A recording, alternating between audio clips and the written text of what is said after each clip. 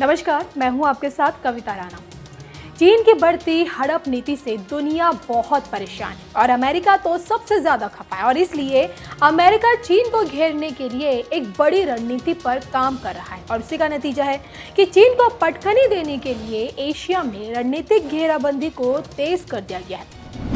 अमेरिकी ताकत का प्रतीक कहे जाने वाले उसके 20 एयरक्राफ्ट और हेलीकॉप्टर कैरियर्स में से 3 लगातार एशिया के अलग अलग इलाकों में गश्त लगा रहे हैं और उसी कड़ी में हिंद महासागर में चीन की घुसपैठ को रोकने के लिए अमेरिका का नैमित्य क्लास का aircraft carrier USS Ronald Reagan Andaman के पास पहुंचा है। परमाणु शक्ति से चलने वाले इस एयरक्राफ्ट कैरियर पर अमेरिका ने 90 घातक लड़ाकू विमान और 3000 से भी ज्यादा मरीन तैनात है। ओपन सोर्स इंटेलिजेंस ने बाकायदा ट्वीट करते हुए ये जानकारी दी है कि मलक्का जलडमरू मध्य के पास इस एयरक्राफ्ट कैरियर को कुछ समय पहले देखा गया है और माना तो ये भी जा रहा है कि यह हिंद महासागर में स्थित अमेरिकी नेवल बेस डिएगो गार्सिया भी जाएगा।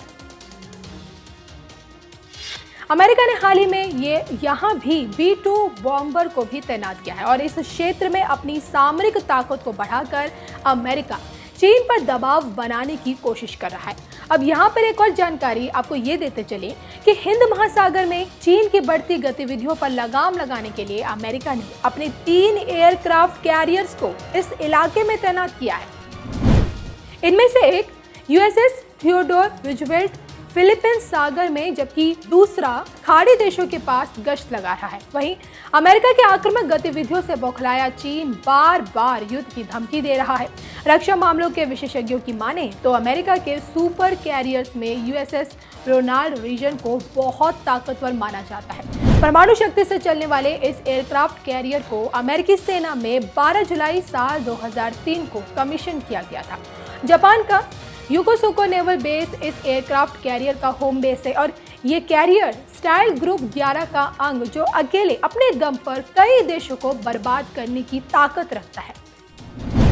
E-332 मीटर लंबे इस एयरक्राफ्ट कैरियर पर 90 लड़ाकू विमान और एयरक्राफ्ट्स के अलावा 3000 के आसपास नौसैनिक तैनात होते हैं। एयरक्राफ्ट कैरियर यूएसएस निमित्ज अमेरिका के 7वें बेड़े में शामिल है और ये बेड़ा 1971 के भारत पाकिस्तान युद्ध के दौरान बंगाल की खाड़ी के नजदीक पहुंच गया था।